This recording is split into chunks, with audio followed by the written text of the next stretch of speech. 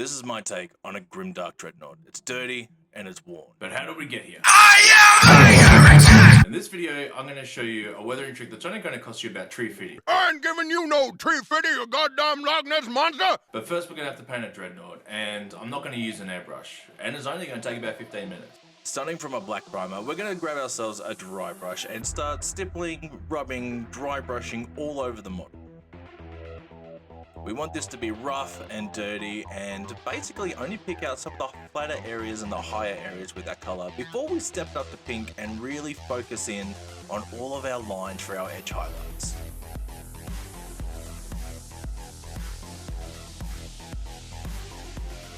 We want to create some texture with this stippling, so we're basically just going to mash the end of the brush with a little bit of paint and create some visual interest. It's also how we're going to paint the metallics, leaving as much black in the recesses as possible. Now we're just going to pick out some details. You don't have to go crazy on this because the next few steps of weathering is really going to pull it all together. A little gold on the iconography and a little bit of bone for all of our parchment areas. And then of course a splash of red for our purity settings. And now it's time for our secret tree fruity trick. Kids watercolors. A little water, a little friction, and then we're just going to slap this on all over the model. Now this is the scariest step imaginable. But with a clean damp brush, you can start to pull the watercolor back. Now this reactivates pretty easily with water. You get a lot of working time with watercolors. You can cover the entire model, wait for it to dry, and still come back and refine the area.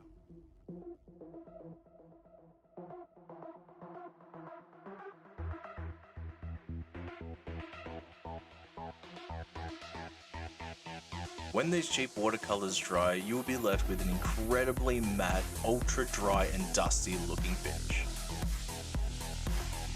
And just like any other acrylic paint, you can mix and layer colors. With a little bit of packing foam or packing sponge, basically all we're going to do is dab a little paint on and really just go to town, finding all the parts that we want to look rusty. And that's probably why we're using rust orange for this. For all of our true metallics, we're going to add a little bit of verdigris in there. Dreadnoughts are thousands of years old, so make it look the part. For the base, we threw on a little bit of emerald and a little bit of blue in here that you'll see soon enough, just to add a little bit more variety in the color, a little bit of interest. Because once we're done with the colors, we're coming back in with the watercolor.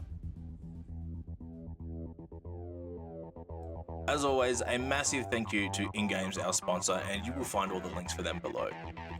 From start to finish, the painting process for this entire Dreadnought probably took about an hour.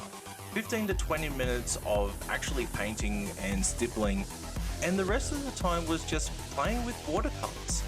Pushing, pulling, refining all of those watercolors and where we wanted everything until it looked old as balls. If you like this one, maybe hit that subscribe button. See you next time.